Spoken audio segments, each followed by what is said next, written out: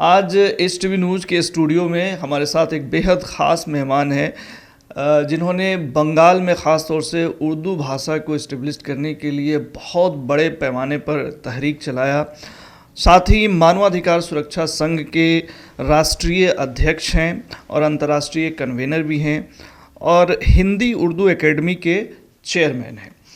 तो वो महत्वपूर्ण शख्सियत हैं समीम अहमद साहब, जो इस वक्त हमारे स्टूडियो में हैं। समीम साहब, आपका एस टीवी न्यूज़ के स्टूडियो में बहुत स्वागत है। और हमने आपकी तारीफ़ में जो बातें कही तो निसंदेह बहुत सारे लोग आपको जानते होंगे।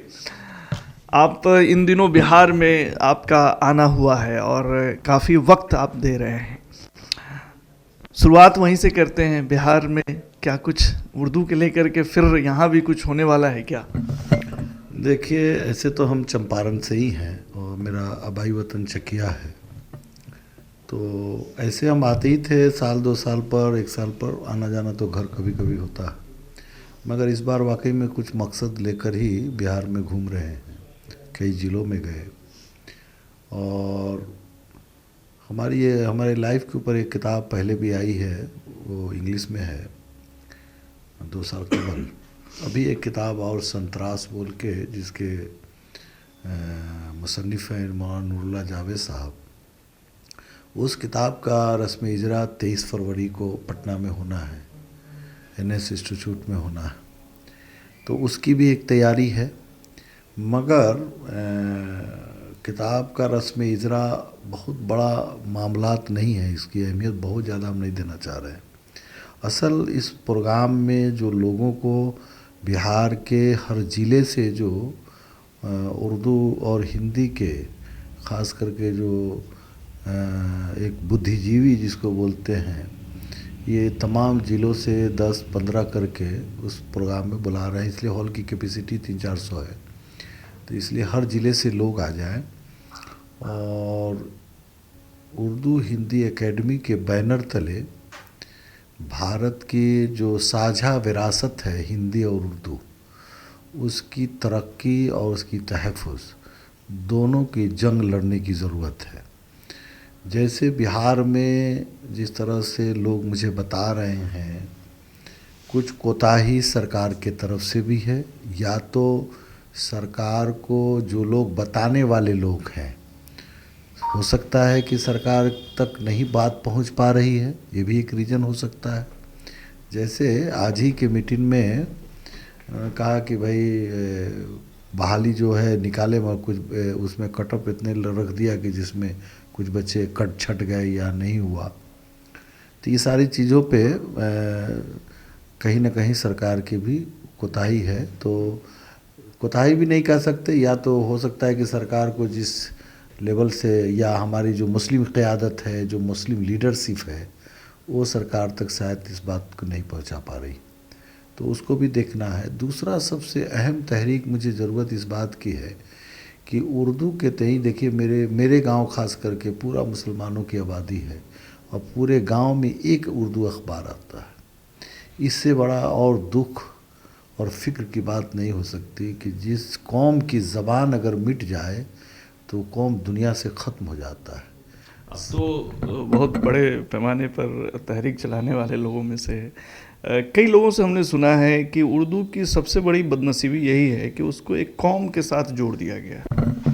देखिए, उर्दू हिंदुस्तान में पली, जवान हुई, अपनी जुल्फ़ों को संवारा भी।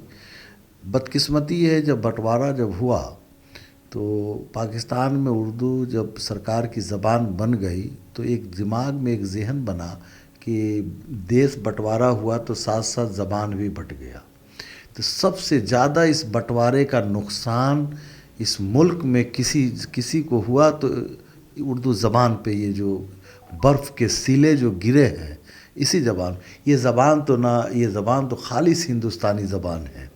इस ज़बान की आबियारी और इस ज़बान को सींचने वाले लोग क्या मुसलमानों से ज़्यादा इस ज़बान को सींचने वाले, देखिए अभी फ़िलहाल कुछ दिन कबल गोपीचंद नारंदेत किए हैं, जो उर्दू के बहुत बड़े ये रहे हैं।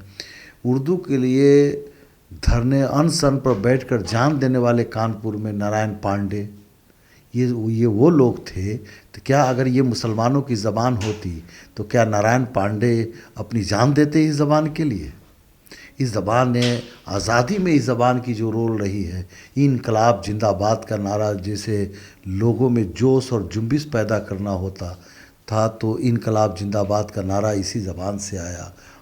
आज़ादी की लड़ाई में अल हलाल अल ब्लाक मौलाना आज़ाद की जो अखबार रही है, वो अखबार जो आज़ादी में अहम किरदार अदा किया।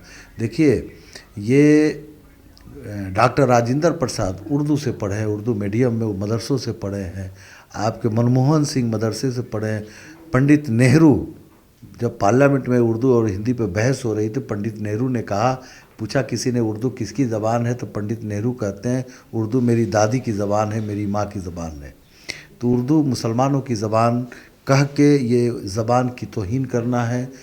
हाँ, ये ज़रूर है कि हमारे बहुत सारे जो मजहबी किताबें हैं वो उर्दू में है, मगर इसका ये मतलब नहीं है कि ये उर्दू मुसलमानों की ज़बान है। हम तो कहेंगे कि उर्दू खालिस हिंदुस्तानी ज़बान है और हिंदुस्तान की ज़बान।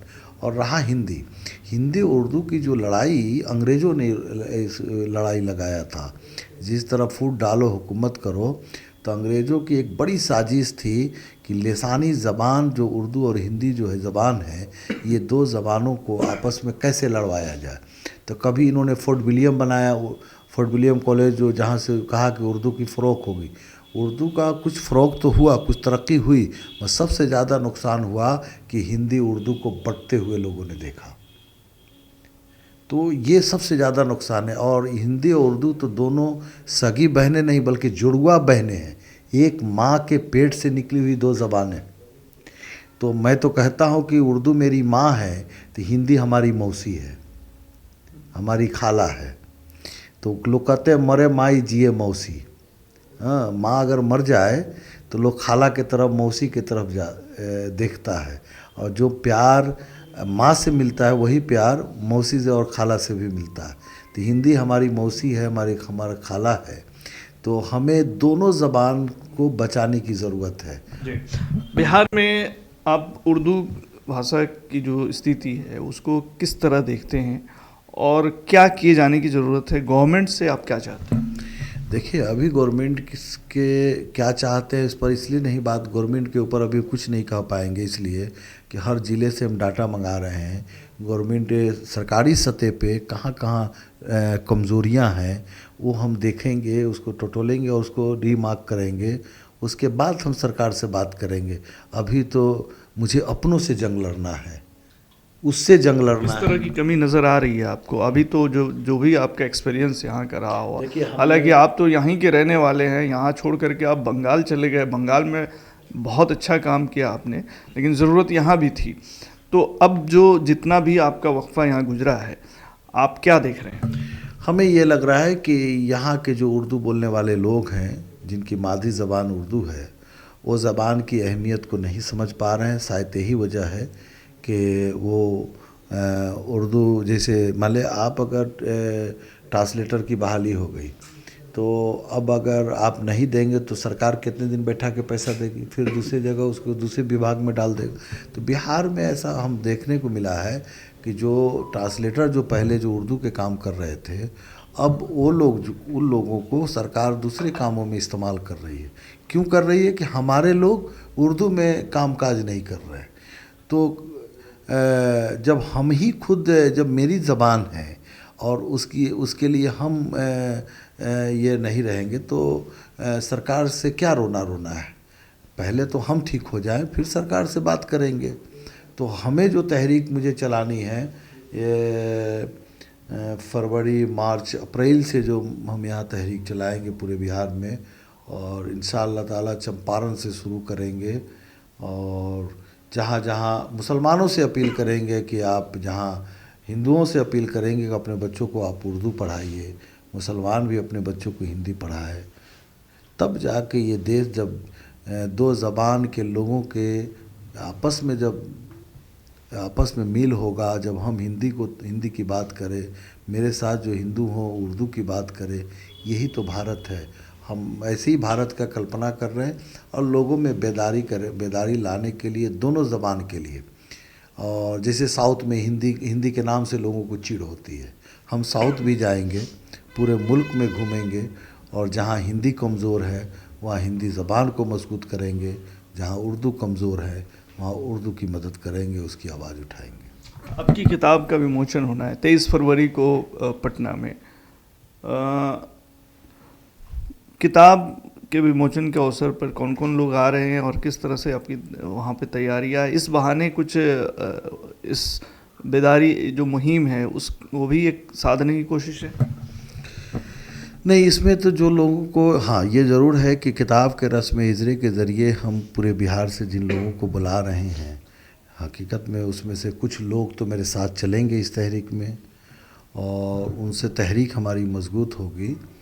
और सरकार को भी एक वहाँ से एक मैसेज देना है कि अगर सरकार गफलत की नींद में सोया है तो मेरा काम है जागते रहो, जागते रहो।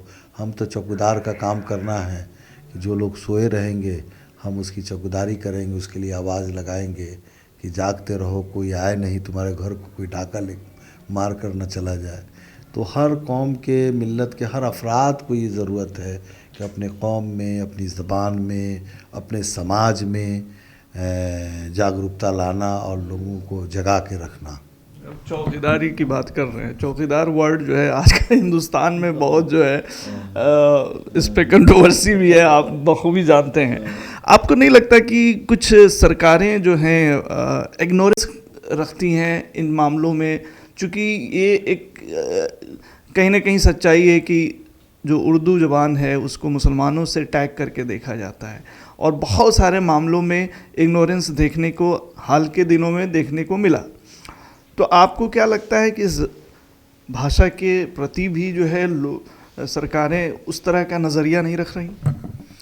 मुझे इस पर एक बात याद आ गई। जब एक बार हम प्रेस कॉन्फ्रेंस कर रहे थे कलकत्ता में, तो ये कलकत्ता के सीनियर सहाफ़ी थे, तो उन्होंने मुझे मैंने कैमरे से अलग हट के उन्होंने कहा कि जब बुद्ध ज्योति बासु के पास जब हम सवाल किया कि मुसलमानों की ये मसाइल है, तो उन्होंने मुझसे कहा कि वहाँ कुछ मुस्लिम लीडर बैठे हुए थे, तो कहा कि पूछो इनसे, क्या इन लोगों ने कभी मुझे बताया कि ये कमी है, मुसलमानों की ज़रूरत है?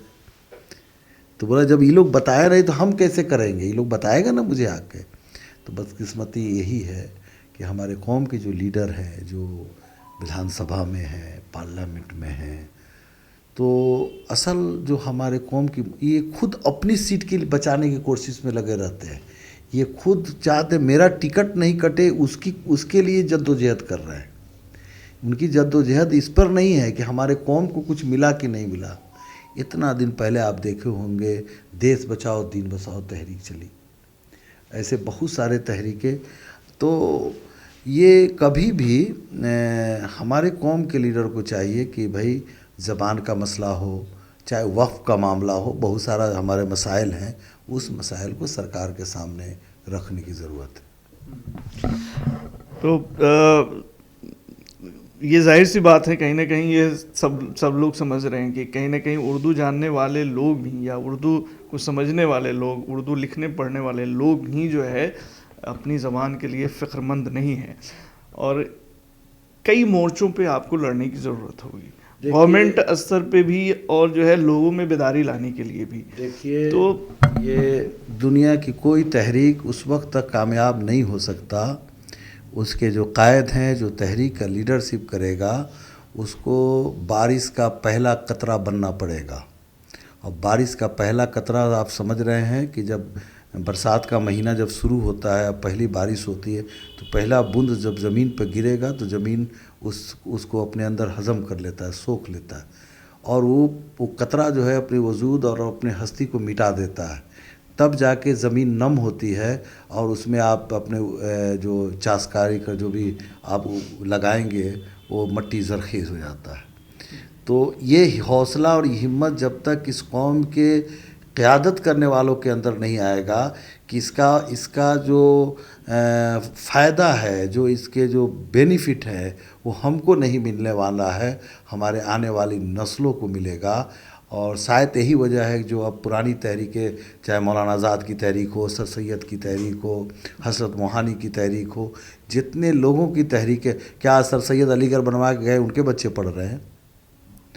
तो जब तक ये कुर्बानी नहीं देने के लिए आप तैयार नहीं होंगे, उस वक्त तक कोई तहरीक कामयाब। जैसे हम तहरीक शुरू करेंगे, मेरे पास भी लोग आना तो शुरू हो जाएगा, कब कितने में बिकना है, कब कहाँ क्या करना है। कल बंगाल में भी हुआ, मुझे क्या नहीं मिल रहा था, सब कुछ मिल जाता।